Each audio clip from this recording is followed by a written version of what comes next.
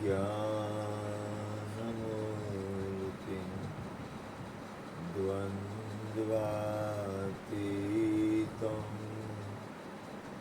गगनसदृशं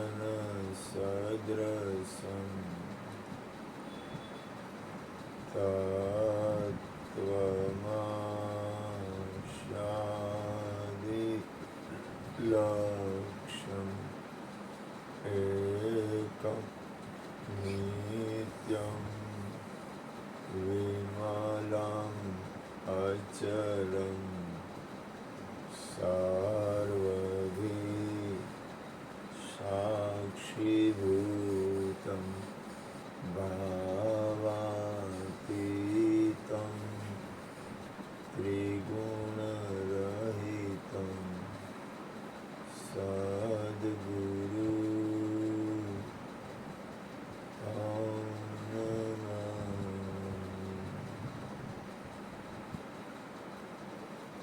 सद्गुरु तं नमः सद्गुरु तं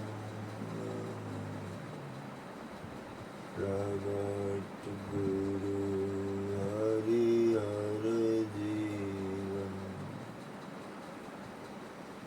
घट घट बोलना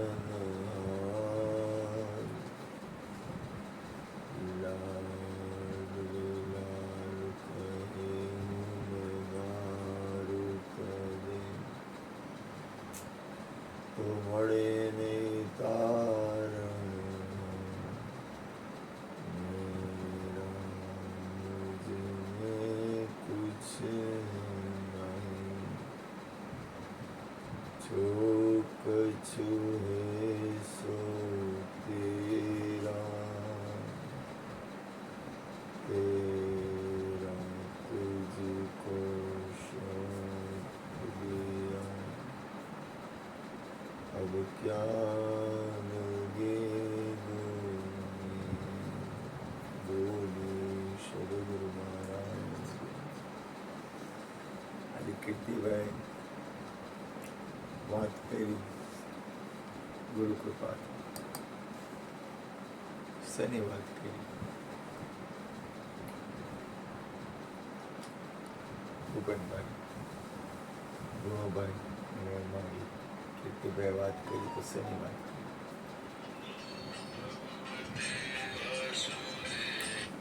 હા કાના જય ગુરુ મહારાજ. હા તો હું હમણાં થોડીક વારમાં હમણાં આવું. હા હું આવીશ, આવવું પડે. આ યોગોને હમણાં કહું યોગો છે, હું ને યોગો આવીશ કારણ કે સ્કૂટર લઈને આવવું પડશે ને. હા થોડીક વાર પછી આવું, વાંધો નહીં ને. એમાં એવું થી સત્સંગ હાલે ને બધી તૈયારીમાં દોડાદોડીમાં હતા. હા કાના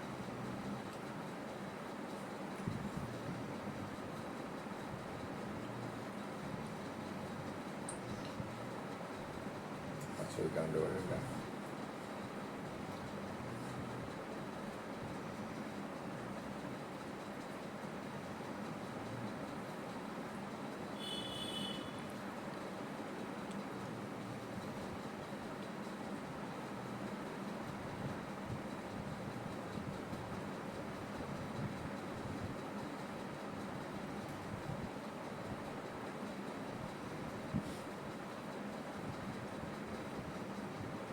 હા તું ઉભો રહેજો.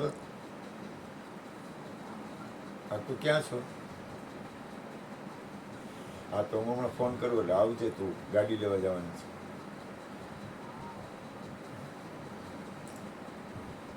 સદગુરુ મહારાજની કૃપાથી કીર્તિભાઈ વાત શેના ઉપર કરી? સરસ. સત્સંગ કર્યો ત્યારે શરૂઆતમાં કીધું કે સંતો હોય ને એ સૌનું વિચાર. બરોબર. પાછું પહેલું ભૂપેનભાઈ એવું બોલ્યા છે નો કાંઈ વાંધો નહીં, કાંઈ તો કે મારી સાંભળ્યું છે તો કરી લો. જો સંતોનું પ્રથમ લક્ષણ છે સૌનો વિચાર. પ્રથમ. બીજું આગળ ગુરુ કૃપાથી બોલું. એને હજી એક વાત કરી કીધું, હું વાત કરી બીજી તમે? જ્યાં પણ ઉતરાવ હોય ત્યાં અને પોતે એ લાઈનના ન હોય છતાં તેનો વિરોધ નહીં કરવો. હજી કંઈ કહેવાનું થાય છે? હા. બોલો. અને જ્યાં ઉતરાવ હોય ત્યાં એની માન મર્યાદા બધી જળવાઈ જવું જોઈએ. સારું.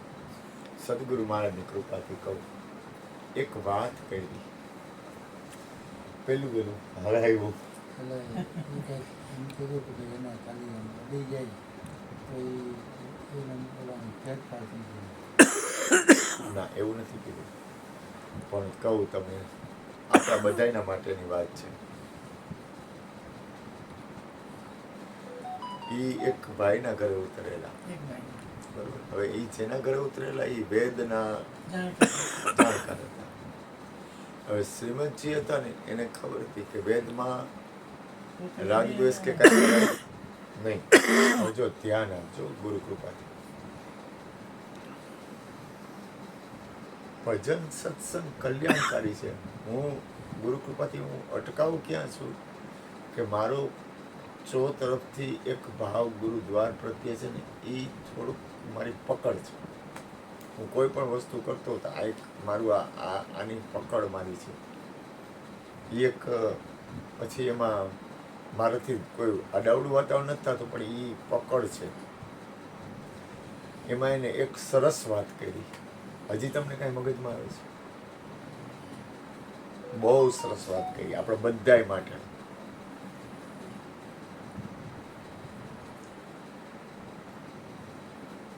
સુપર વાત કરી, આપણા બધાને લાગુ પડે. એમાં પહેલી મને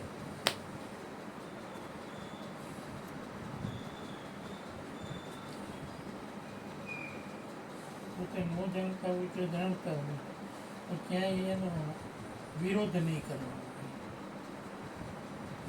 આ વેદાંત પોતે ન જાણતા, રાજચંદ્ર પોતે ન જાણતા. મીન્સ જાણતા પણ તોય ઓલા વેદાંતી હતા જેની ઘેર વિતરા હતા ને એ વેદાંતી હતા. એટલે બીજાને એમ થાય ને કે આ નથી જાણતા તો આનો વિવાદ થાય, એટલે વિવાદ ન થવો જોઈએ. હજી કંઈક થોડુંક કાંઈ ઉતરે છે ભૂપેનભાઈ? તે તો કાંઈ કીધું તમને કાંઈ ઉતરે છે? જો એને એક સરસ વાત કરી. એની ચિત્ત પ્રદેશ હતું ને નિર્મળ. ચિત્ત પ્રદેશ છે ને, યાદ રાખજો. જો મન છે ને, એ છે ને, એ એની જગ્યાએ રહેવા દે. બુદ્ધિ નક્કી કરશે 5 મિનિટ. અને ચિત્ત છે ને, ચિત્તની વૃત્તિ જેની સદાય નિર્મળ, એના ચિત્તની અંદર એટલી બધી સ્થિરતા હતી કે કોઈ પણ વાતાવરણ હતું તો એનું ચિત્ત છે ને, એ એટલું બધું સ્થિર હતું કે એમાં કાંઈ એક કોઈ પણ વાતાવરણ આવે ને તો એની અસર ન થાય. કે પ્રવેશી ન હોય. તમે બોલ્યા હતા ચિત્તનું એમ. આ ચિત્તમાં એવું હવે એ ચિત્ત પ્રદેશ છે ને, એ આપણને પોતાને લાગે છે. બધાને લાગે કારણ કે ચિત્ત સૌથી નજીક છે આત્માથી, સૌથી નજીકમાં નજીક હોય ને તો એ ચિત્ત પ્રદેશ. ચિત્ત જ્યાં સુધી નિર્મળ નહીં થાય ને, હા. ત્યાં સુધી એટલે જ એને આત્મામાં નિર્મળ સ્થિતિ નહીં કહેવાય. થાય. હવે ચિત્ત નિર્મળ થવાનો અર્થ શું? કે કોઈ પણ પ્રસંગ બને, કોઈ પણ પ્રસંગ બને તો એની અંદર દોડ ન આવવો ને. એની અસર જ ન થાય. આપણે કોઈ પણ વસ્તુ હોય, કોઈની હારે કાંઈ પણ કરી, અમે લડી કે કાંઈ પણ કરી, એને શું કીધું કે મારા શરીર હારે હરણ એ શીંગડું ઘસે ને તોય મારી ચિત્તની વૃત્તિ ડગવી ન જોઈએ. ડગવી ન જોઈએ. એક શીંગડું ઘસે એટલે ક્યાં હતી? આ ચામડા ઉપર કોઈ શીંગડું ઘસે એટલે આપણને તો જરા કે આમ ધારો કે બેઠા હોય અરે ને મચ્છર તો આવે ને એક તોય મચ્છર કંઈક આવે છે ને તોય આપણી સ્થિરતા હલી જાય છે એટલે આખા. મચ્છર તો હાલ આપણે ઠીક છે, હાલો કઈ પણ આ બીજા કોઈ વાતાવરણ આવે, કાંઈ પણ જીવનના કોઈ પ્રસંગ બને મારા છે, નરસા બધાય પ્રસંગ આવતા કોઈ પણ હોય. પ્રસંગ બને છે તો પ્રસંગ બને છે ને તો આપણને છે ને આપણી ચિત્તની સ્થિરતા નથી રહેતી. જેટલી ચિત્તની સ્થિરતા વધશે ને એટલી સ્થિતિ સ્થિર કેળવાય. કાંઈ પણ વ્યક્તિ કોઈ પણ કરે અથવા કોઈ પણ વસ્તુ બને,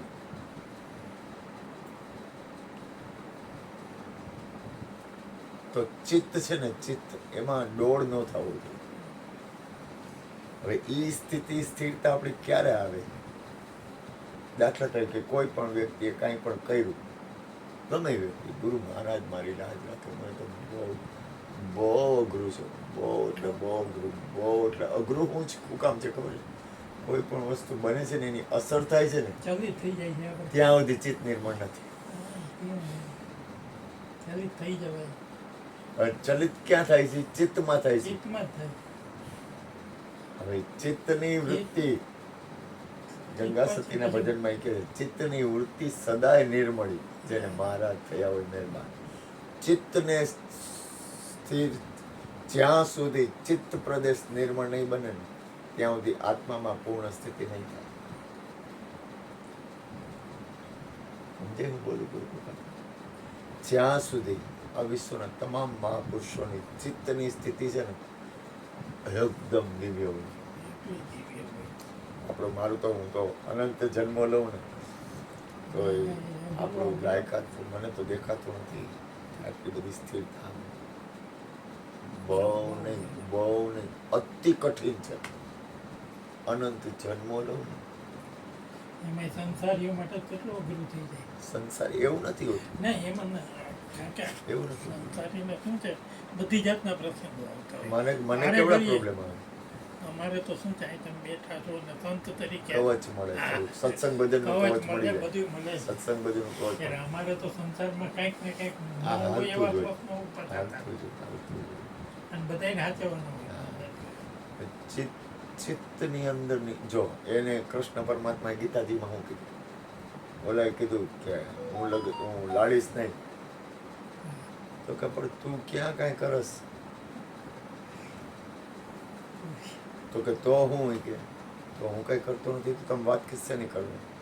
તો મારી અંદર શરૂઆતમાં હું બેઠો ને ત્યારે મને બહુ થાક હતો, બહુ અતિ થાક હતો. કારણ કે બપોરે આરામ થયો નહીં, હા. પાછો આશ્રમે ગયો તો ગુરુદેવને કૃપા દ્રષ્ટિ મેળવવા માટે, પછી બપોર પછી પાછો માંડવા માટે, પછી બીજી દોડાદોડી, માનસિક દોડાદોડી. હજી ખાલી આંખ બંધ થઈ ત્યાં ગુણુબાનો ફોન આવ્યો, સત્સંગ કરવા આવશો? અરે મેં કીધું મને માંડ જરાક વાર થઈ ગયો. મને કે તમને નિંદ્રમાંથી ઉઠાડી દીધી. એટલો થાક હતો મને. એ થાક આ ગીતાજીના વાંચ્યું ને મને ને કાંઈ કોઈને તકલીફ પડે ને એટલે મને એમાં કૃષ્ણને તકલીફ પડે ને મને કૃષ્ણ જરાક ચક્કર જેવું થતું. એટલે મને એને હું ડિસ્ટર્બ થઈ જાઉં. મને કોઈ કાંઈ તકલીફ પડે ને હું ડિસ્ટર્બ થઈ જાઉં. એ ડિસ્ટર્બ થવાનું કારણ ચિત્તની સ્થિરતા. ચિત્તની સ્થિરતામાં કૃષ્ણ પરમાત્માએ શું કીધું કે આત્મા મળતો જ નથી, આત્મા જન્મતો જ નથી. શરીરનું મરવું એ તું ઉકામ ચિંતા કરો? શરીરનું જે કાંઈ થવું હોય થાય, પડી એની અંદર બિરાજે છે એ ચૈતન્ય છે. એ આત્માની અંદરની સ્થિતિ, પોતાના નિજ સ્વરૂપની સ્થિતિ. આપણે કોઈ પણ વસ્તુ બને છે ને એટલે ડગી જાય છે. કાંઈ પણ વસ્તુ બને ડગી જાય. અને આ સંસાર એટલો બધો અઘરો છે, પલ અઘરો છે. સંસાર અઘરો કોના માટે છે ખબર? જેને સ્થિર થવું છે એના માટે. હા, જેના માટે. બાકી કાંઈ ફેર પડે એવું નથી. જેને પોતાની અંદરની આત્માની સ્થિતિ કેળવવી છે ને એના માટે અઘરો છે. અને એના માટે સ્થિરતા કેળવવા માટે આ સત્સંગ છે, એના માટે પ્રભુનું નામ છે, કીર્તન છે. હું આમ સદગુરુની કૃપાથી મને થોડુંક આ જગ્યા ઉપર પ્રેમ છે ને એટલે હું ખબર નહીં મને થોડુંક આ દ્વારથી મને પકડ થઈ જાય છે. એટલે હું આ બધા પ્રસંગો કરું છું. કારણ કે સીધી સ્થિરતા નથી આવતી. આત્માની અંદરની સ્થિતિ કેળવવા માટે કોઈ સાધન લેવા પડશે. સાધન તો લેવું પડે છે. કારણ કે આપણી એટલી કમાઈ નથી, હા, પછી ભલે ને છેલ્લે મૂકી દેવું પડે એ સાધન. આપણી એટલી કમાઈ નથી, આપણી એટલી બેલેન્સ નથી, આપણે આત્મામાં સ્થિર એટલા રહી શકતા નથી. આપણી બેલેન્સ નથી. ભૂલ ન કરતા શ્રીમદજીએ લગ્ન કરેલા, હા. સંસારમાં જતા, પણ એની એટલી બધી વેપાર કરતા, હીરાનો ધંધો કરતા, અને એમાં એ મહાપુરુષો આ વિશ્વનું કોઈ પણ વાતાવરણ બની જાય ને, કોઈ પણ વિશ્વનું કોઈ પણ વાતાવરણ બની જાય ને તો આત્મામાં ફેરફાર નથી. હવે વિચાર તો કરો, મેં હમણાં 2-4 દી પહેલા વાત કરી, બહુ હું તો ખાલી વાત કરું છું. વત્રાસુર નામનો રાક્ષસ સત્સંગમાં બોલ્યો હતો, યોગા સાંભળતું ગાંડો થઈ ગયો. અનંત જન્મ વયા જાય ને તો આપણે પગી ન હોય, અનંત જન્મ વહી જાય તો. વત્રાસુર નામનો રાક્ષસ એટલો બધો હેરાન કરવા માંડ્યો કે દેવતાઓને બધાને હેરાન કરે, ભયંકર હેરાન કરે.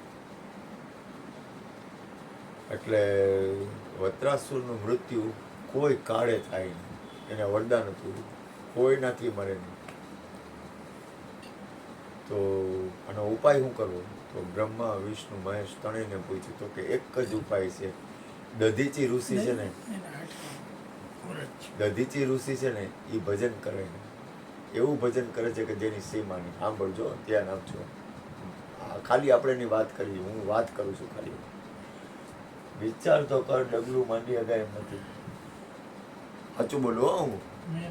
એ દધીચી ઋષિ કે ભજન કરે ને, યોગા સાંભળજો. જો એના હાડકા મળી જાય ને તો હાડકાનું વજ્ર બને ને તો એ બાણથી વત્રાસુર મરે, બાકી કોઈના ન મરે.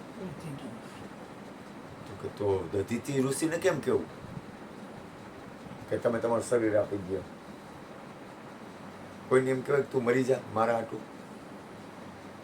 યોગાનું એમ કહું કે યોગા તું મારા હાટું મરી જા તો કેવું થાય? યોગો કે બાપુ ઘરવાળી છે, એવો જ્યોતિ છે, મને વાલી છે, તમે મને વાત ન કરતા. મારે બાયડી છોકરા, ઘરવાળા, પૈસા, જમીન, મકાન જે કાંઈ હોય, સ્કૂટર બૂટર જે કાંઈ હોય, જે કાંઈ હોય છે એ કે. તો એ કે આપણે જવું કેમ? એ કે ઇન્દ્રને કીધું જવું કેમ? તો કે તમે સ્વાર્થ માટે નથી જતા, તમે દરેકના કલ્યાણ માટે જાઓ છો. એટલે તમે કયો દધીચી ઋષિ. પણ દધીચી ઋષિને એમ કેવું કે તમારું શરીર ચામડા ઉતાર નાખી અને એના હાડકા લઈ અને એમાંથી વજ્ર બનાવીને એમાંથી ઓલા વત્રાસુરને મારવું એ કેમ થાય? તો કે પણ તમે જાઓ. ત્યાં ગયા એટલે દધીચી ઋષિ કે આવો, પધારો પધારો, મને ખબર છે તમે શું કામ આવ્યા. એ તો કેવડી સ્થિતિ! આખું બ્રહ્માંડની રચના છે ને ગોઠવાયેલી છે, પણ આપણે ડગી જાય છીએ કારણ કે આત્મામાં સ્થિત નથી. આખા બ્રહ્માંડની રચના ગોઠવાયેલી છે, આખા વિશ્વની રચના ગોઠવાયેલી. તો કે પ્રભુ કે અમારે કેમ બોલું? તો કે બોલો, કઈ ચિંતા કરો. તો કે તમારા હાડકામાંથી વજ્ર બને ને, બાણ બને ને, હાડકામાંથી આ કરોડરજ્જુ ને એમાંથી બાણ બને ને તો જ ઓલો વત્રાસુર મરે. તો કે એમાં હું કે હું ચિંતા કરવો કે? તો કંઈક કામ કરો, હું કે બેસું છું. પછી કે હું મારું શરીર છોડું ને બ્રહ્મરદ્રમાંથી, પછી તમે કે મારા હાડકામાંથી વજ્ર બનાવી દો. પણ કે મારા ચામડા આગા કરીને બનાવી દો. તો કે પણ ચામડા તમારા અમારે કાઢવા કેમ? અમારે ચામડા તમારા ઉતેડવા કેમ? તો કે એના માટે મેં કામધેનુ ગાયને કીધું છે. કામધેનુ ગાય છે ને એ મને ચાટશે ને એટલે ચામડા ઉતરી જાય. પછી જે હાડકા વધે ને એમાં વિશ્વકર્મા દાદાને બોલાવજો અને એ તમને વજ્ર બનાવી દે, એનાથી ઓલો મળશે. વિચાર કરો શું થાય આપણે. કેવડું તઈ દધીચી ઋષિ અજર અમર છે વિશ્વમાં. આ 7 ઋષિ છે ને, મેં દધીચી ઋષિ એને પોતાના આમ બેહી ગયા અને શરીર છોડ્યું ને તરત દેહ પડી ગયો ને એટલે કામધેનુ ગાય આવી એના સંકલ્પથી. કોના? દધીચી ઋષિ. અને ચાટ્યું ને એટલે હાડકા થઈ ગયા, હાડપિંજર થઈ ગયું. હાડપિંજરમાંથી આપણે વાત કરી છે, હું કાંઈ આપણે એ મહાપુરુષોને યાદ કરી છે. મહાપુરુષો કેટલા બધા પરમાર્થી હોય છે, કેટલા બધા કલ્યાણ. પછી એનો વજ્રમાંથી વિશ્વકર્મા દાદાને બોલાવ્યું, વિશ્વકર્મા દાદાને બોલાવીને એમાંથી બાણ બનાવ્યું. એ બાણ બનાવી પછી વત્રાસુરને માર્યો. એટલે વત્રાસુરનો મોક્ષ થયો કારણ કે એને ખબર હતી કે આના બાણ વાગશે ને તો મારું મુક્તિ થઈ જાય. કારણ કે આ દુનિયાના આ સંસાર છે ને એમાં હું તો સાચું કહું ને તો ગુરુભાઈ બોલ્યા હરિભજન વિના સુખ શાંતિ નથી. કૃષ્ણ બોલ્યા પરિણામે તો પરમાત્માનું ભજન જ કરવું પડશે. તમે કબૂલ કરો, કબૂલ ન કરો, આજે નહીં તો પછી. આત્મકલ્યાણ સિવાય આ વિશ્વમાં કોઈ સાધન નથી.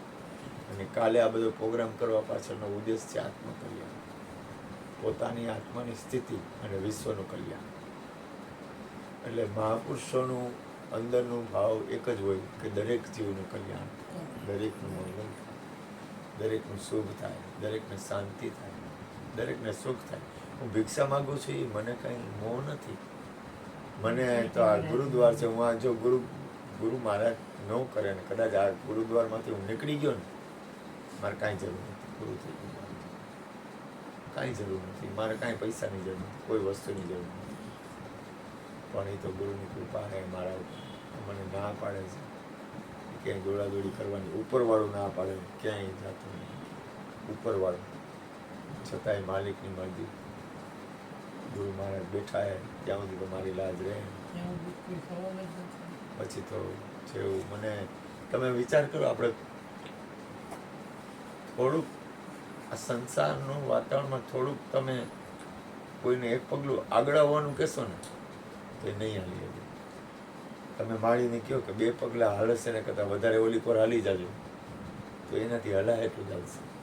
એમ ગુણુભાઈને કહે કે હું કહું છું તું 2 પગલાં આગળ હાલી જાય ને, તો ગુણુભાઈ કે નહીં હો આટલું જ હલાય. જો આપણે હાલી શકતા નથી. આપણે આપણે આપણે આપણે હું જેમ બોલું છું ગુરુ ના, ના, એ સાચી વાત આપણે છે ને છે. આપણે બંધાયેલા છીએ. આપણે લિમિટ હદ લિમિટ નથી છે વટી આપણી. હદ વટી જાવી ને, હદ વટવા એટલે કાંઈ જોતું નથી. લેવા દેવા વ્યવહાર વહીવટ નથી. આ એની વાત જ નથી. આપણી લાઈન છે એ વ્યવહાર વહીવટ નથી. હાલવાની વાત છે. પણ જે એક સ્થિરતા, કોઈ પણ વાતાવરણ બને તો આપણી સ્થિરતા ક્યારે આવે? કોઈ પણ વાતાવરણ બને એ તમે છોડી શકો તો સ્થિરતા ક્યારે આવે?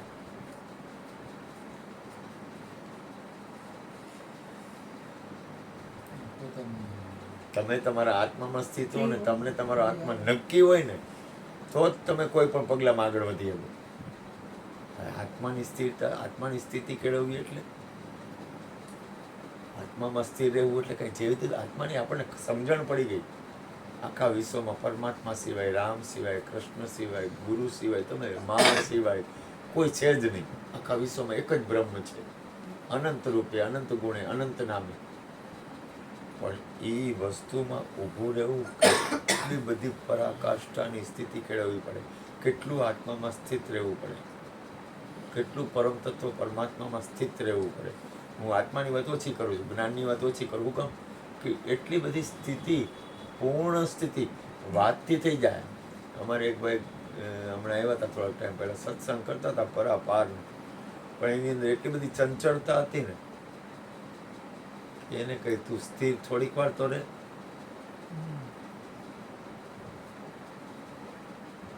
પણ એ બહુ કઠિન છે. જ્ઞાનની વાત કરવી, પૂર્ણ સ્થિતિ, પરમ તત્વ પરમાત્મામાં પૂર્ણ સ્થિતિ કેળવવી. અને હું તો ગુરુ કૃપાથી બોલું, જે કોઈ પરમ તત્વ પરમાત્મામાં, આત્મામાં, રામમાં, પરમાત્મામાં, કૃષ્ણમાં, મામાં જે કોઈ પૂર્ણ સ્થિતિ પામેલા હોય ને એને મારા કરોડો વંદન. મને કોઈથી દ્વેષ નથી, પણ મારી હજી એટલી પૂર્ણ સ્થિતિ નથી. એટલે ગુરુ મહારાજની કૃપાથી સદગુરુ મહારાજને પ્રાર્થના કરી કે પોતે દરેક વ્યક્તિ પોતાના આત્મામાં સ્થિત બને. સર્વે સંતો નિરામયા, સર્વે ભદ્રાણી પશ્યંતુ મા કશ્ચિત દુઃખાદો. તમે તમારા આત્મામાં સ્થિત હો ને, તો આ બ્રહ્માંડની કોઈ પણ વસ્તુ હોય ને, મેરું ડગે પણ જેના મનનો ડગે. બહુ કઠિન છે. મારા માટે તો કઠિન છે ભાઈ. હું અહીં કઠિન બેઠો છે જ હકીકતે. બહુ કઠિન છે. તો ખબર નહીં મારો નાથ લાજ રાખે, ખબર નહીં. બહુ કઠિન છે, અતિ કઠિન છે. આદિગુરુ શંકરાચાર્ય હતા ને, એ કાશીમાં આમ નીકળ્યા ને તો સામે એક દારૂ પીને નીકળો અને મન આવે એમ હાલતો હતો. એટલે આદિગુરુ શંકરાચાર્ય કે તારા મોઢામાં વાસા ગયો જા. ત્યાં ઓલાએ કીધું કે તને મારા પરમાત્મા નથી દેખાતો?